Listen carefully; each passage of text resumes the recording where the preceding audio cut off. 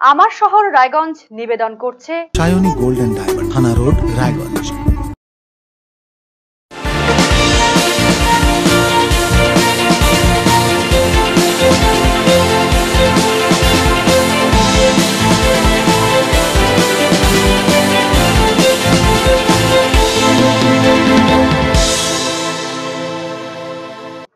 নমস্কার, আপনারা দেখছেন আরসিটিভি সংবাদ। আমার শহর রায়গঞ্জ নিয়ে এই মুহূর্তে রয়েছে আমি শাশ্বতী। প্রথমেই যে খবরের দিকে নজর রাখবো, চাকরির নামে প্রতারণা। প্রতারিতরা সংশ্লিষ্ট সংস্থার জেলা কোঅর্ডিনেটরের বাড়ির সামনে বিক্ষোভ দেখালেন, প্রাপ্য টাকা ফেরত চাইলেন তারা।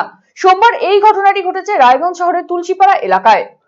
চাকরির নামে আর্থিক প্রতারণার অভিযোগে উত্তেজনা।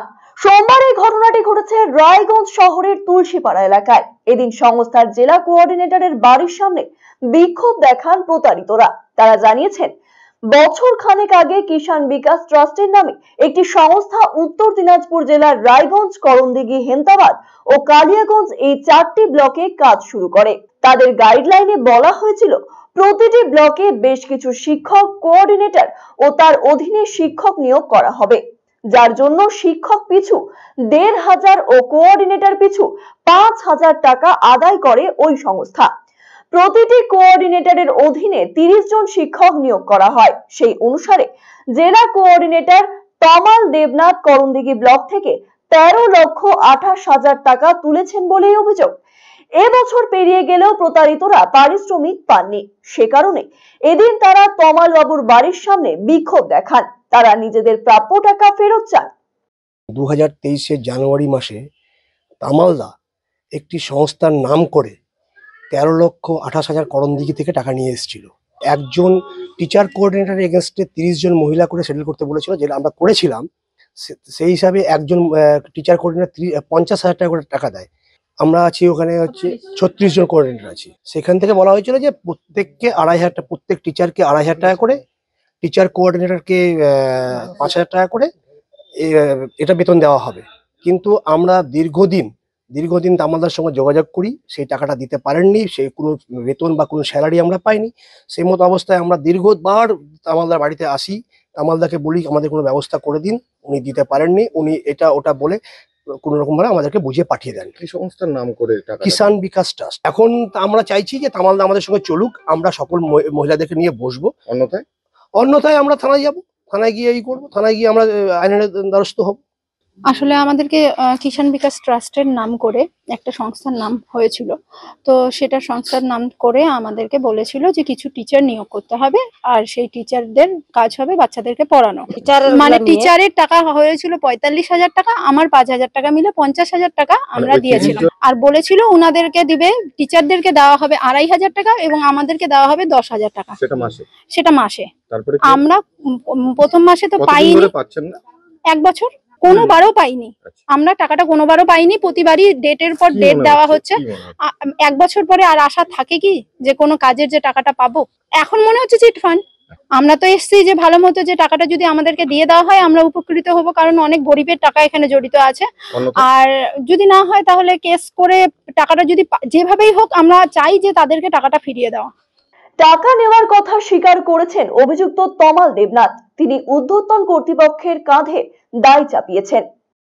পরবর্তী ক্ষেত্রে যখন আমাদের টাকা পয়সা তোলা বন্ধ করে দিলাম, আমরা ব্লকরা মিলে, সব ব্লক, রায়গঞ্জ, হেমতাবাদ, মানে করণদিঘি ব্লক মিলে যখন বুঝতে পারলাম যে পয়সা কড়ি দিতে আমাদের ডিস্টার্ব করছে, তখন আমরা পেমেন্ট সম্পূর্ণ টাকা পয়সা তোলা বন্ধ করে দিলাম। এবং আমরা বলেছিলাম যে আমরা যা পেমেন্ট করেছি সব পেমেন্টগুলো আমাদের ফেরত দিয়ে দেওয়া হোক। আমি কোত্থেকে টাকা, আমি তো সব অনলাইনে পেমেন্ট করেছি। সংস্থাতে অস্বীকার করতে পারবে না, কারণ আমার কাছে প্রুফ আছে। আমি পেটিএমে, তারপরে গুগল পে থেকে সব পেমেন্ট করছি। এখন আমার তো কিছু করার নেই। আমি তো আমার ঊর্ধ্বতন কর্তৃপক্ষের সঙ্গে বারবার কথা বলে যাচ্ছি। ওরা বলছে পেমেন্ট হবে, আবার বলে হিসাবে বসবে, আবার বলে হিসাবে বসতে যাচ্ছে। তা হিসাবে বসুন, আমি ডাকছিলাম ওদেরকে, আসুন, ঠিক আছে, হ্যাঁ না, বারবার ডাকুন, আপনি আসুন, আপনি এসে সবাইকে হিসাবটা দিন। মানে এই টাকাগুলো টোটালটাই আপনার কাছে পেমেন্ট করেছিল ওনারা? হ্যাঁ, আমি তো অস্বীকার করছি না। ওরা যারা পেমেন্ট করেছে আমি একবার অস্বীকার করবো না, কেন করবো? আরসিটিভি সংবাদ, রায়গঞ্জ।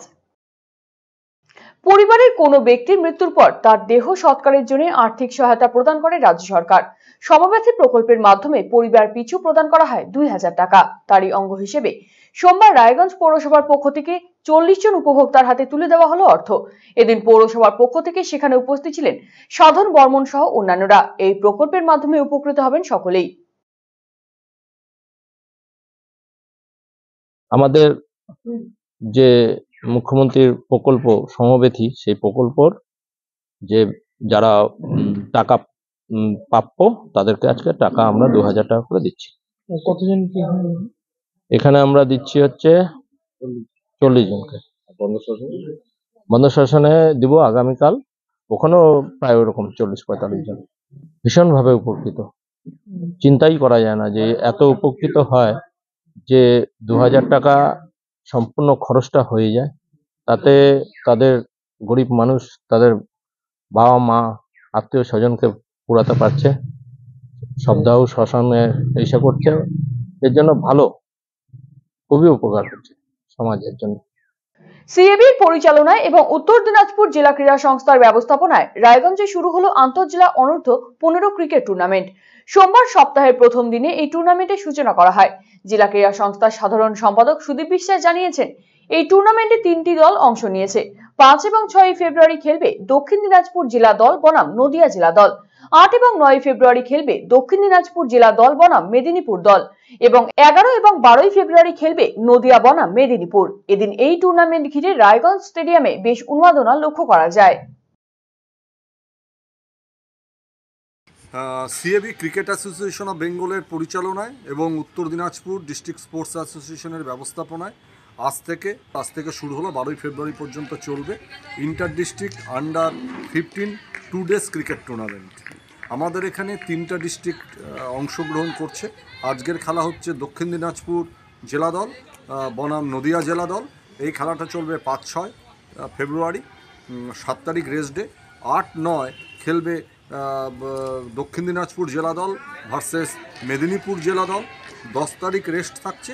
11 এবং 12 তারিখ আবার খেলবে নদিয়া জেলা দল ভার্সেস মেদিনীপুর জেলা দল। আমার শহর এখনকার মতন এই পর্যন্তই। পরবর্তী সমস্ত খবরের জন্য চোখ রাখুন আরসিটিভি সংবাদে। নমস্কার।